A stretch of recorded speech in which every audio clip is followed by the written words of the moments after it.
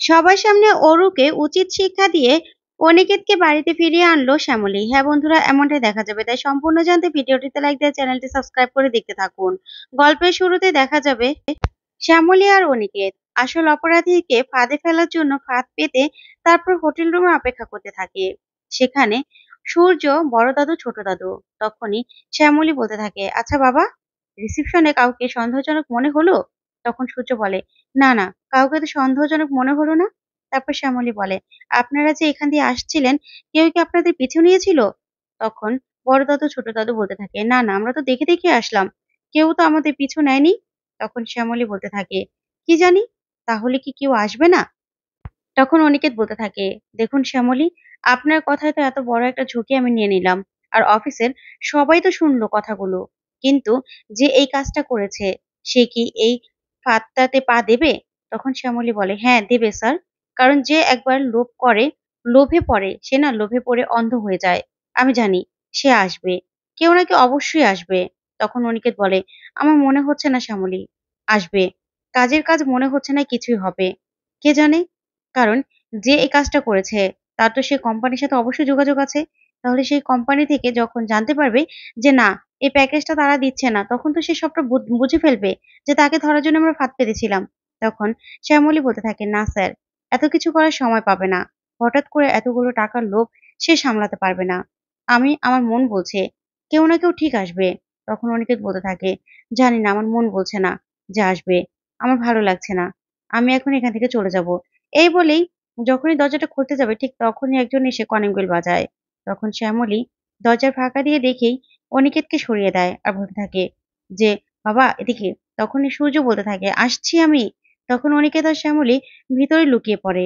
তারপরে সূর্য এসে দরজাটা খুললেই কেউ একজনকে দাঁড়িয়ে থাকতে দেখে সূর্য বলতে থাকে, আপনি? তখন সেই ছেলেটা বলতে থাকে, আমি আসবো ভিতরে? তারপরে বড় দাদু আর ছোট দাদু বলতে থাকে, আসো। ঠিক তখনই ভিতরে যায়। তখন শ্যামলী বলতে থাকে, স্যার কণ্ঠটা কেমন চেনা চেনা মনে হচ্ছে না? তখন অনিকেত বলে, হ্যাঁ তাই তো। তারপরে দেখা যাবে নিজের মাথা থেকে সেই টুপিটা সরালেই অনিকেত আর শ্যামলী দেখে পুরো চমকে যায়। আর শ্যামলী বলতে থাকে, ইনি হচ্ছে তাহলে আসল কালপিট? অনিকেত বলতে থাকে, এই সবকিছু করেছে, সবকিছুর মূলে আহিরই ছিল। তখনই এই কথা বলে অনিকেত পুরো চমকে যায়। তখন বড় দাদু বলতে থাকে, আচ্ছা তুমি কে? তুমি তো অনিকেত মল্লিক নও। তখনই আহির বলতে থাকে, আসলে অনিকেত মল্লিককে দিয়ে আপনারা কি করবেন? ও তো খুবই সাধারণ, ও কিছুই জানে না। আর তাছাড়া আপনি এত বড় একটা প্যাকেজ কেন এই লোকটাকে দিচ্ছেন? তখনই বড় দাদু বলতে থাকে, কেন? ওই তো আমাদের কোম্পানিকে এত বড় একটা সুযোগ করে দিল। আমাদের কোম্পানিতে এত বড় একটা প্রজেক্ট পাইয়ে দিল। তাহলে ওকে দেব না, তাহলে কাকে দেব? তখনই আহির বলতে থাকে, আসলে উনি কিছুই করেনি। উনি তো এসব ব্যাপারে কিছু জানেও না। তখনই বড় দাদু বলতে থাকে, কি বলছেন তুমি? কি বলছো তুমি? ওই আইডি থেকেই তো মেলটা এসেছিল। তখন আহির বলতে থাকে, ওর আইডি থেকে মেলটা আসলে কি হবে? অনিকেত মল্লিক এই কাজটা করেনি।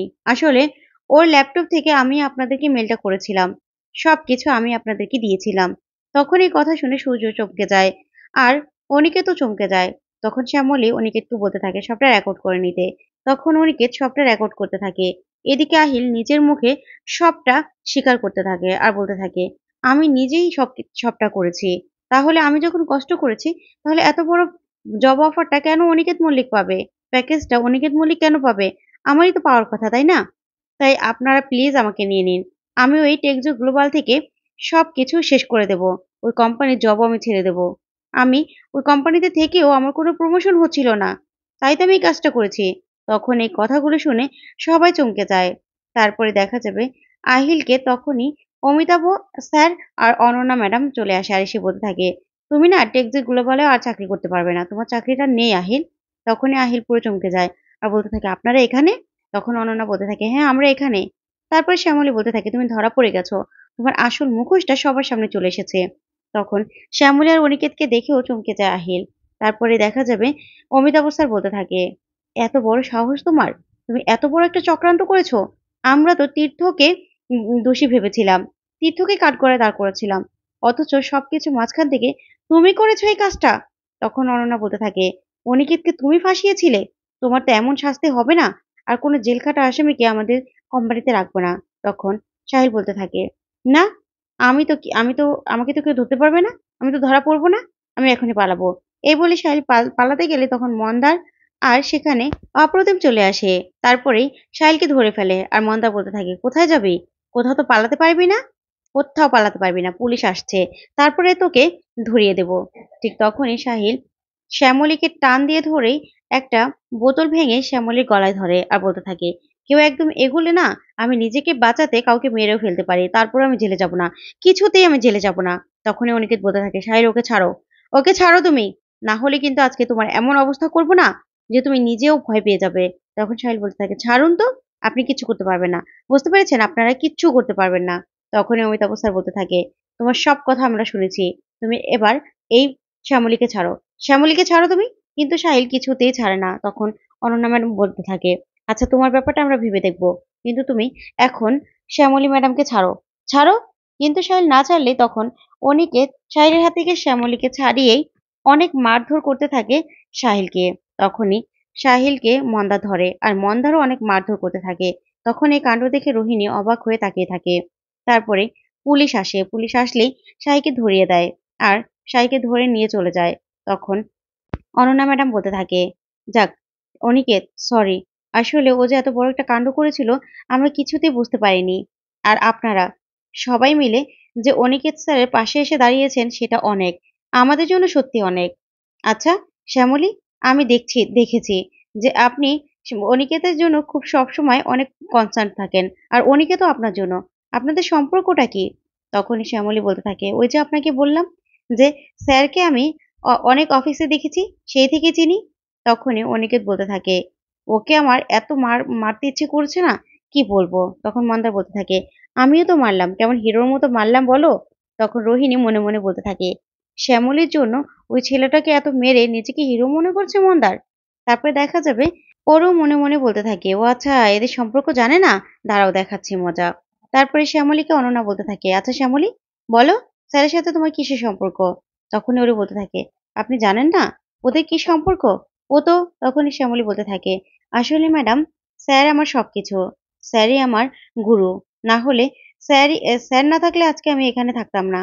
আমি এই শহরে যখন এসেছিলাম তখন আমার কেউ ছিল না, ছোটবেলায় আমার বাবা মারা গেছে, আমার মাও বেশি দিন বাঁচেনি। তারপরে এই শহরে যখন আমি পা রাখি তখন খারাপ একটা লোকের পাল্লায় পড়েছিলাম, একটা খারাপ জায়গায় আমাকে বিক্রি করে দিচ্ছিল, সেখান থেকে আমি পালিয়ে এসে স্যারের কাছে আশ্রয় পাই। সেখান থেকে আমি এই জোড়াবাড়িতে আসি। আর গ্রেট বেঙ্গল ক্যাটারারও তার মাধ্যমে আমার পরিচয়। তখন সূর্য বলতে থাকে, হ্যাঁ, তখন থেকে শ্যামলী আমাদের সবটা হয়ে উঠেছে। আর এখন গ্রেট বেঙ্গল ক্যাটারারও ও সামলাচ্ছে। তখন এই কথাগুলো বলে সবটা কাটিয়ে দিলেই তখন অনিকেতও অনেকটা স্বস্তি পায়। আর মনে মনে বলতে থাকে, যাক শ্যামলী, সবটা বললেন না, তাহলে তো সবার সামনে আমাদের আসল কথাগুলো চলে আসতো। আর ওরও মনে মনে বলতে থাকে, শ্যামলী এরকম ভাবে কথাগুলো কাটিয়ে নিল, যাক কতদিন আর কাটিয়ে নিতে পারবে। তারপরে অনন্যা বলতে থাকে, যাক শ্যামলী, আগেও তোমার কাছে আমি সবটা শুনেছি, এখনো সবটা শুনে খুব ভালো লাগলো, সত্যি কথা। অনিকেত, সত্যি সরি আমরা। তখন অনিকেত বলতে থাকে, না আসলে বুঝতে পারিনি এরকম একটা কাজ করেছিল না, এটা তো সন্দেহ যে কেউ করবে। তারপরে দেখা যাবে এই কথা বললেই অনন্যা আর অমিতাভ স্যার আবার অনিকেতকে নিজেদের অফিসে জয়েন করতে বলে। তখন সবাই খুশি হয়ে যায়। তারপর দেখা যাবে সবাই মিলে বাড়ি ফিরলেই অনিকেত অহনার কাছে ফিরে যায়। এদিকে অরুণবও বড় দাদুকে বলতে থাকে, এই কোম্পানিতে আমারও অধিকার আছে, আমি এই কোম্পানির জন্য অনেক কিছু করেছি। তখন শ্যামলী বলতে থাকে, আপনার অধিকারটা আপনি সেই দিনই হারিয়েছেন, যেদিন আপনি এই কোম্পানি থেকে টাকা সরিয়েছিলেন, আপনি চুরি করেছিলেন, বুঝতে পেরেছেন? যা শুনে অরুণব অবাক হয়ে তাকিয়ে থাকে আর তিশাও পুরো চমকে যায়। তো বন্ধুরা, আজকের আপডেটটি কেমন লাগলো অবশ্যই কমেন্ট করে জানাতে ভুলবে না। আর পরবর্তী আপডেট পেতে চ্যানেলটি সাবস্ক্রাইব করবে। ধন্যবাদ।